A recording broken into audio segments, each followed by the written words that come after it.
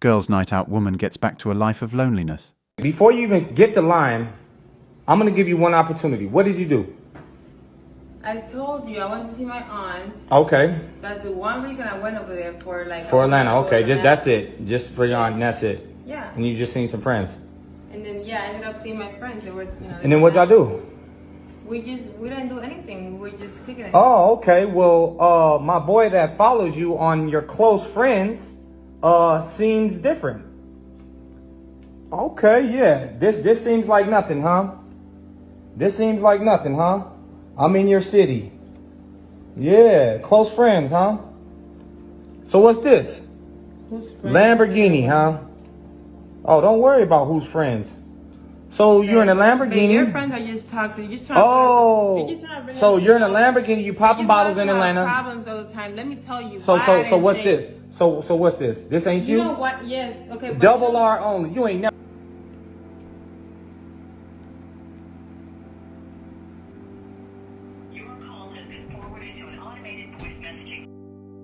The boyfriend broke up with her after she got back from her girls' night out. Drive Uber for 6 months on Friday night and Saturday morning. Just drive, listen, and watch quietly, and you will learn more about the true nature of women than you would learn in 60 years. Girls' night out is for cheaters. A lot of single women in their mid-30s might come at me calling me insecure and a controller.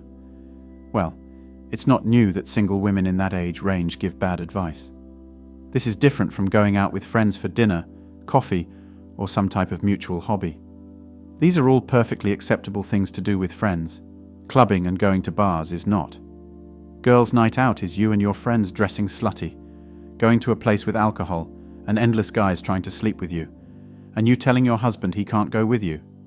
This is disrespectful, and you have taken overt actions towards finding a man, or meeting up with one you already know, to do things you obviously wouldn't do in the presence of your husband.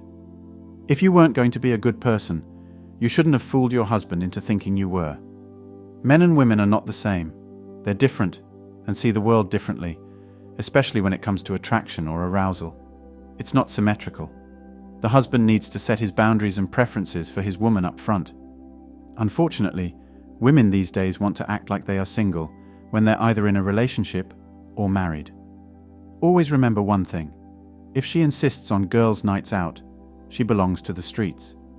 Setting boundaries does not mean I'm being insecure, controlling, or manipulative. It means being in control, such that she doesn't do anything dumb that puts the relationship in jeopardy.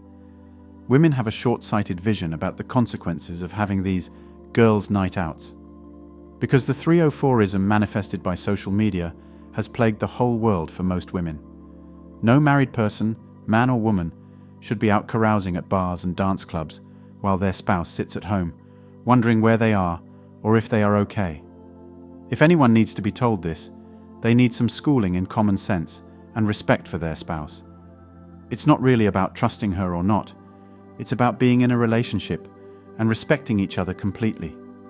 Of every couple that has tied the knot, 50% fail to stay married. The most loving time for a man and woman is getting married, right? Then something happens over time.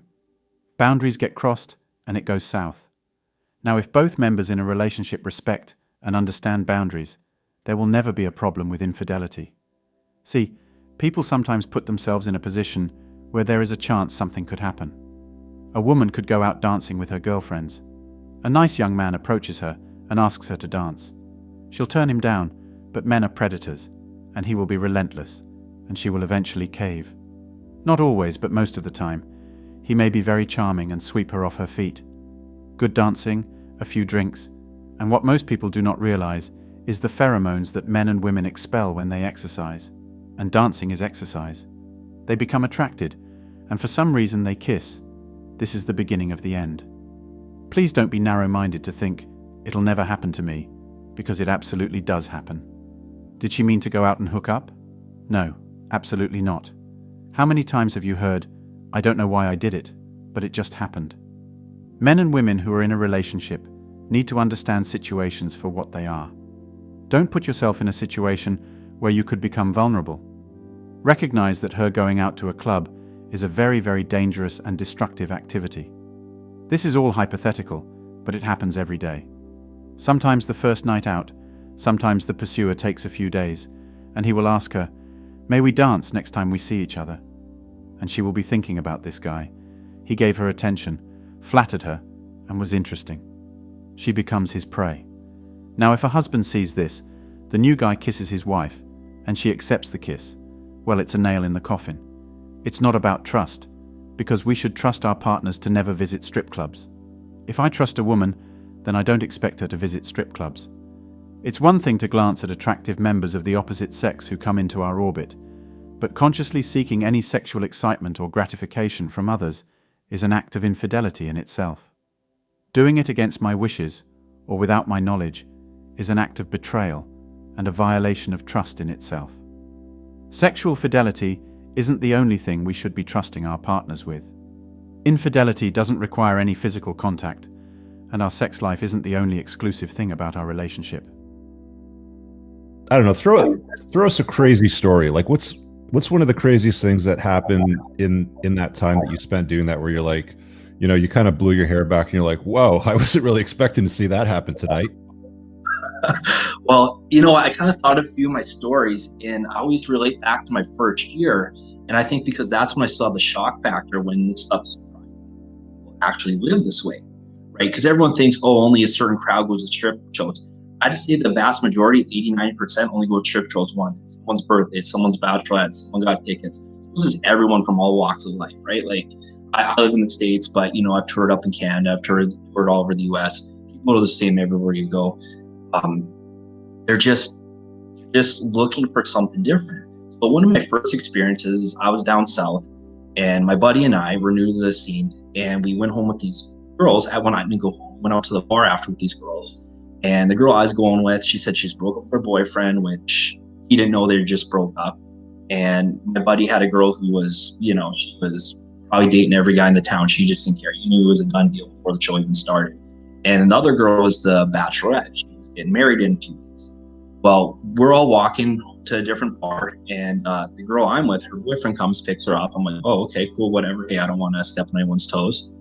And my buddy's like, well, I kind of want to go back to the hotel. And the bride-to-be says, well, I'll come join you guys. And I'm thinking, oh, yeah, guys and girls can be friends, when I believe that was a real thing. So we go back to the hotel, and she's like, can I hang out in your room? Well, they go do their thing. I'm like, yeah, absolutely. At this point, I see no problem in it, right? I have platonic female friends. I understand that other people do, but as I got more red pill, I realized that's not reality, just we're waiting to turn. So anyways, my buddy's having fun with her, and they get drunk, and that's supposed to be their DD. She says, hey, can I stay the night here? I'm like, yeah, sure. At this point, I'm like, okay, what's this girl's attentions? Well, as the night progresses, she wasn't engaged anymore, and whatever happened, and fall asleep, and I wake up to this phone call. She tells me to be quiet. It's her fiance calling from Minneapolis, saying he couldn't get a hold of her all night.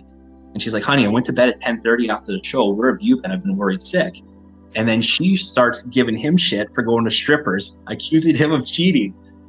And then gets off the phone, and I'm like, what the hell was that? Because mind you, the reason why I did have sex with her is because she said that they have kind of like, a hall pass for their one last time. Well, apparently that wasn't true. She had a hall pass. He didn't. So she gets a call in the morning from her boyfriend, and she turns the tables around and accuses him of the very thing that she was doing. Absolutely. I always tell you guys, when somebody points the finger at you, they've got 3 fingers pointing back at themselves. Okay? Question that always. Yeah. That's all for today on Manhood. Don't forget to smash the like and subscribe buttons, and also click on the notification bell to be the first to know when I drop a new video. If you find value in my videos, you can show your support through PayPal or Cash App. The links are in the description. See you next time. Cheers!